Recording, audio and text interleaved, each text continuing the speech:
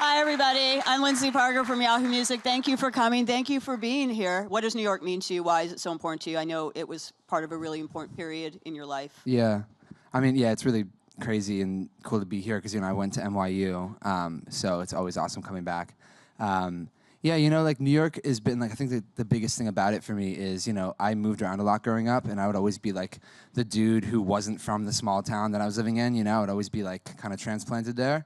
And then when I got to New York, it was kind of like this comfort and everybody, or not everybody, there are like a ton of, native New Yorkers, but there's a lot of people who are from everywhere, all just trying to, do their thing and make their lives, so. So how did that time at, you have a Spotify playlist that is called... I Met You When I Was 18. Met You When I Was 18, that obviously is about that time when you were in New York and at NYU. Can you tell me a little bit about that experience and how it changed your life and affected your music? Yeah. I mean, I was honestly kind of afraid to come here. Like, I was really intimidated by the city, and I almost didn't, visit NYU, so I could have not ended up here. But, the whole thing for me was, I Like Me Better is the beginning of the playlist. It's about falling in love for the first time out of nowhere when I was kind of in a place where I was 18. I didn't really know exactly, who I wanted to be. I thought, maybe I'd be a songwriter and producer for other artists, which is, something I'm still doing. And, those 4 years, beyond just the whole thing was, a relationship that I was in, but it was also like a big self-discovery and, self-definition process for me, being in New York and figuring it all out.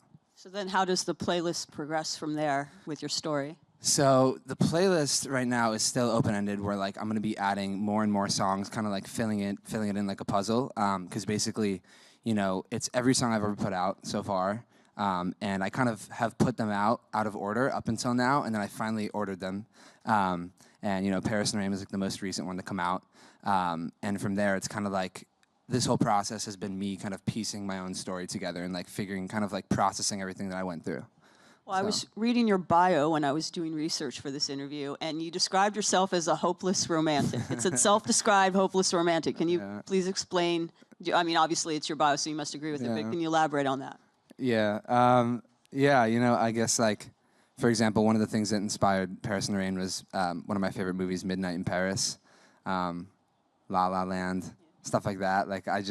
I don't know, kind of growing up, I've always had a massive soft spot for that, and all my favorite music has been very longing or heartbreak or, something like that. And, I started, the very first song I wrote when I was 13 was a breakup song, and I'd never been in a relationship. It's just always been something that for some reason I've kind of gravitated towards.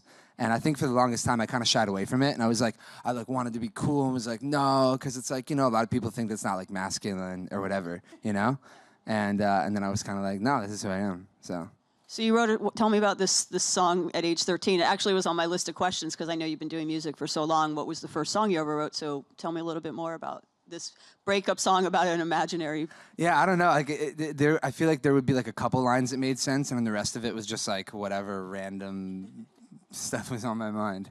Yeah. So long before you were at NYU, even before you were 13, I mean, when did you start doing music? Something like 4 years old or something? Yeah, I started playing earliest piano. Memories? Yeah, it was me at a piano, being I'm a little kid and I don't really want to play piano, so I kind of wish I stuck with it from a young age. And then from there, I picked up the viola because my two older sisters, shout out Iva and Maya, my older sisters. They played violin and cello, so then I started playing viola. But really, once I picked up guitar. And I started writing my first songs at 13. That was when I really fell in love with music and using it as a way to just express myself more so. Did your parents know from an early age when you were 4 or 5 years old that you had that thing, that this was your path? Or did you know? When did you know it was your path? I think there was really never one specific point, but it basically, once I started writing songs and at the time I was also skateboarding, and I was okay, I'm not going to become a professional skateboarder. And all I was doing was writing songs, in middle school and high school. So it was kind of this is the only thing I could ever do. Yeah. So so it was piano, viola, guitar, but at some point, computers and keyboards and all that stuff. And I launched my own pasta sauce company too. You're a jack of all trades. You have your own perfume, your own cologne. Yeah. Oh, we should do that. We should. A collab. It would have this logo on the bottle. And actually, I love it. And as a flower, look, it'd be perfect. Let's go. But when did you sort of make the transition to composing or working with, electronic instruments as well? That was really just like me being a nerd in middle school and high school and just like messing with my laptop. Yeah, it was kind of like my version of being a singer-songwriter, I guess, was like, it wasn't just playing guitar. I was like, oh, I can, make this weird synth sound or do whatever. So yeah, it's just been a very experimental process. And then I'm sure a lot of people here do know the story, but it is a pretty fascinating story. You kind of went viral. To me, you're actually the model of how people become successful now. It used to be this old school model that it was dependent obviously on radio play and gatekeepers like MTV and but you pretty much had the more new school model of it being very organic and being via blogs and things like that. Can you talk a little bit about how when things really blew up for you?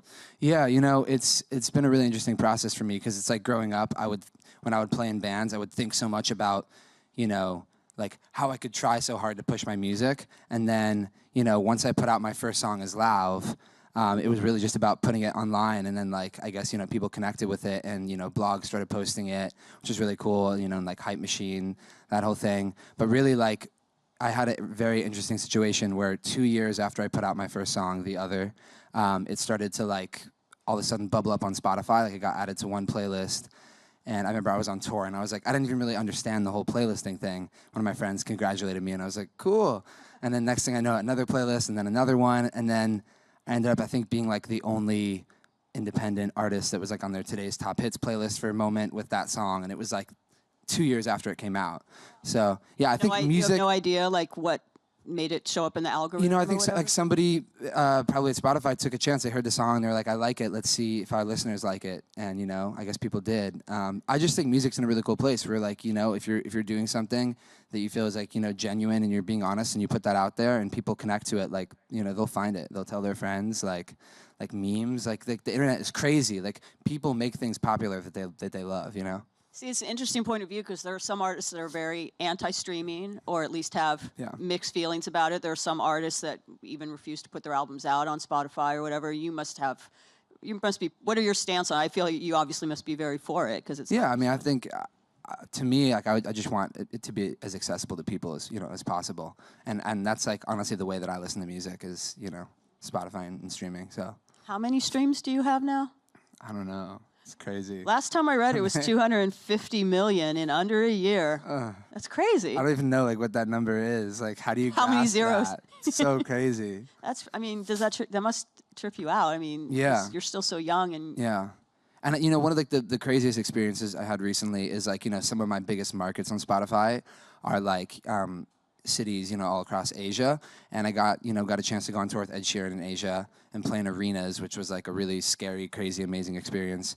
And right before we did the arena shows, I got to do some of my own mall shows in Manila, and that was really crazy because like those were my shows. I had no idea if people were gonna show up. I was like, am I about to play to an empty mall? And like we packed out the place, and it's just like. That's when it makes it really like that much more real, right? Because you see the numbers online, and like you can, as a human, only grasp that so much, and it's all about like actually showing up. Like the fact that I had no idea people were going to show up here today, like that's what's like really real. Or like I just we're about to sell out like all my shows on my headline tour that starts in January. Like it's a world tour, like it's crazy. So. That's amazing. Well, congratulations on all that. That's awesome. Thank you. Is there footage on YouTube of these mall shows? I'm going to check it out. Yeah, and I put a little clip on my Instagram as well. Awesome. So, yeah. Well, going back to the streaming debate or whatever, for people who do have their misgivings about it or want to figure out how they can use it to their advantage, because there are debates about how people get paid and stuff. Like, what's your advice to artists about how it can work for them? This basically a relatively new model for the music business.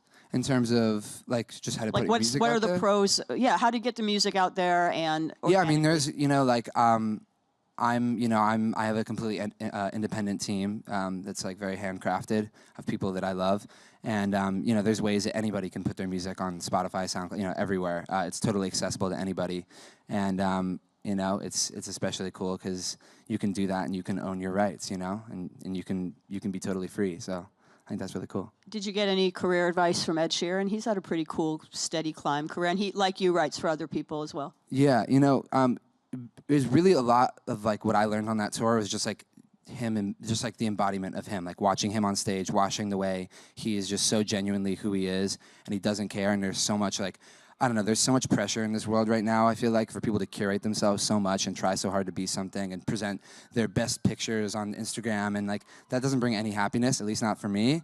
And like what I observed in Ed on stage, like hanging out with him, the way he treats everybody in his team is just like human, very, very human and very just real. So it's very inspiring. Very cool. So speaking of writing for other people, you've written some pretty high-profile songs for Cheat Codes and Demi Lovato and Charli XCX. I love that Boys song, by the way. Thank you. I love the video. That was for it. that was a fun one. Yeah. How did that come about? And I guess another question, a follow-up question to that is, what do you get out of writing for other people that you don't when you're writing for yourself? Yeah, it's interesting. Every song starts differently. My favorite way to write is to not really think about what a song is going to be for and just to like sit down and write a song and see what happens. But what I find is like all of my songs end up being a lot more like the lyrics have to be about my life. Like, they're all very real and I'm very like particular about that. But, when I do a song, when I'm working with my friends and doing something like No Promises or Boys or any song that I'm writing with another artist or for another artist, I just try to like take what I've experienced, but be a little bit, looser with it. And, somebody else in the room could be like, oh yeah, I kind of been through that, but it was like this. And I was like, oh, I think that would be really cool, So. Has there ever been a time where you started writing a song that you thought was probably going to be for someone else and you're like, oh no, I'm going to take this one for myself? Yeah. Yes, that's definitely happened. Are there examples of songs? Nothing out yet, but there will probably be definitely in my future be songs like that. Yeah, that's a very fun experience. So who would be your dream collaborator or dream person to write for that you haven't yet? I'm trying to work with Chris Martin from Coldplay.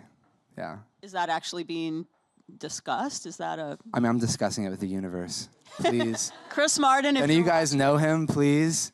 I could see... I saw him in a sushi restaurant in L.A.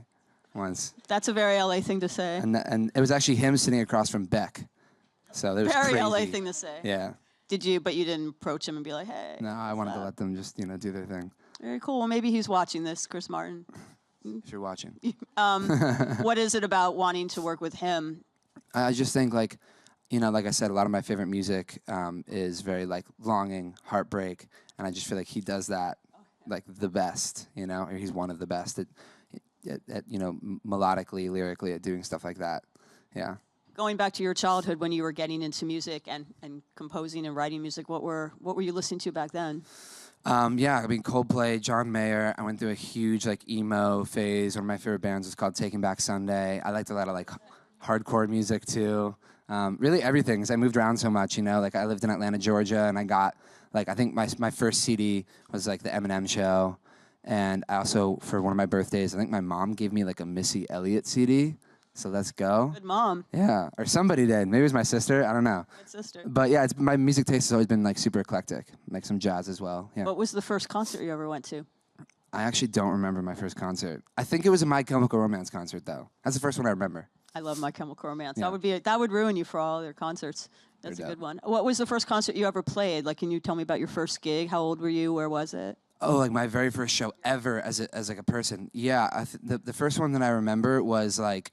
I was living in Pennsylvania, and it was like in the random fire hall in the middle of nowhere. Like I was like so excited too because it was with an artist called The Ready Set, who was like especially like during like the MySpace days, was like huge inspiration for me.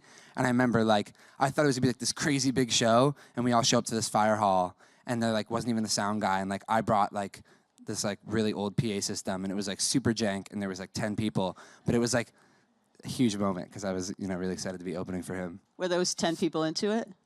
I don't remember. I don't know. I'm sure. Hopefully. It's interesting, now it makes total sense that you have this background of liking like the emo music. Yeah. I wouldn't have necessarily thought that from what your music sounds like, but lyrically it does make sense. Like, what are your memories of that time? It was a time when, like you were saying, it was okay for men, rock men, to be sensitive. Yeah, I don't know. I just like loved all that music and the whole like MySpace era. Like it was, I think there's some similarities, to what's happening now in music where people are just putting stuff online and like, totally just being creative, putting interesting visuals out there. Like I remember like building, me and my best friend growing up, like he would help me build my whole MySpace layout and it was like a whole thing, So just a very creative time. What bands did you have in was it top 8 or top 7 friends? Ooh, I think it was top 8. Top 8. I feel like I had mostly like my friends. Actual actual friends, yeah. What about you? I think I had The Cure in my top friends. Nice. And NME magazine. Okay. In my top friends, and then the rest were actual people I knew. But I think I Okay. did that because I wanted to look cool. It was very the top friends thing was very important. It could get very political, like the order your friends. Oh were. yeah, that was definitely People a thing. could get mad if they saw they got bumped down to like number 3 or whatever. But it's interesting. You're right. That was sort of the seeds of what's going on now with your internet-driven career. And I think there's a lot of people from your generation, like that's how music got out there. So it's a good thing. Well, I want to make sure we have time. We have so many fans here who want to ask questions. So I'm going to open it up to who is the first. Here we go. Hey, Ari. I just want to say congrats on everything for the Thank past you. couple of years. And as a music student at NYU, it's been very inspiring to watch everything you've been doing. Emily Warren and you are my favorite songwriters right now. I was just curious if you could talk more about the writing process for boys. Yeah. So that was actually an interesting one where, you know, the song was actually like, I worked on it with some of my friends in LA, and then it was kind of like a few different songwriters in different places. I think she might have been in London at the time when she worked on it with Cass Lowe. So that was definitely one of those songs where it was like, you know, we were all kind of bouncing ideas back and forth through the internet and trying to figure out, you know, how to make the song, you know, the best it could be. Yeah. Thanks. But yeah, Emily's awesome. I think I might see her tomorrow. She's a good friend. Next question. Where am I? Oh, here we go. Sorry. Hi. Hey. So, if you had to give one piece of advice to someone starting out with music in New York, what would it be?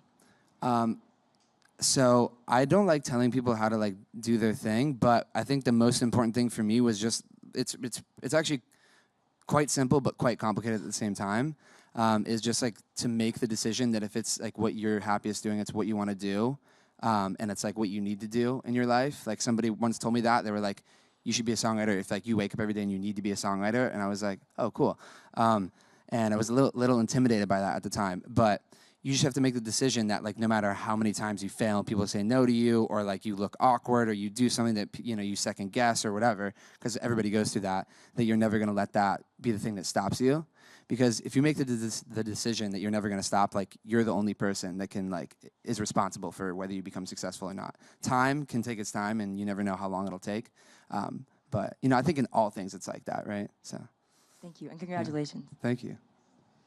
We have time for one more question. Over here. Thank you. How you doing? My question was, what was your favorite venue to play at or favorite moment?